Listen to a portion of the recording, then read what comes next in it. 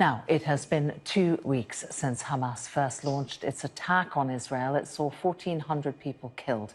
Since then, Palestinian officials say that more than 4,000 people have died in Gaza. Reporting on the war has been personal for Palestinian journalist and human rights advocate Yara Eid, who joins me now. Yara, thank you for joining us here on Sky News. I understand that recent events have caused you personally a great deal of grief and pain. Well, I lost more than 30 members of my immediate family, and they were civilians. They were not part of any militant group. Most of them were children. 17 of them are children. Not only that, but my best friend was a journalist, and Israel killed him in cold blood on the 7th of October while he was covering the Aries border. And he was wearing a press vest. He was wearing his helmet.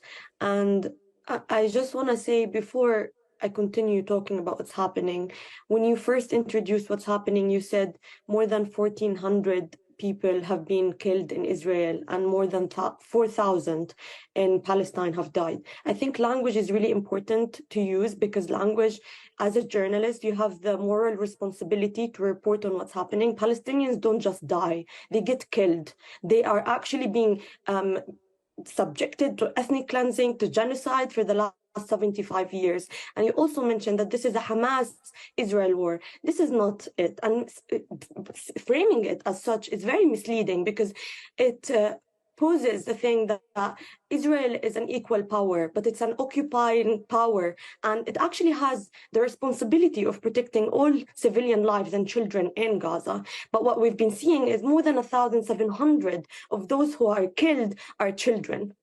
So this is not really a war against Hamas. This is clearly, so many Israeli spokesperson went on TV and said this is a war against Palestinian civilians in Gaza.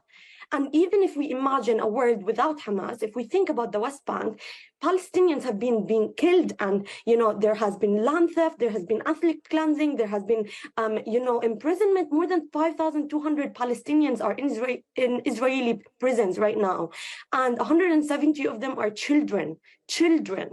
So this is not just to water down what's happening to the 7th of October. This is a 75-year-old occupation, ethnic cleansing and genocide of Palestinians. And you need, as a journalist, to report on what's happening and say it as it is.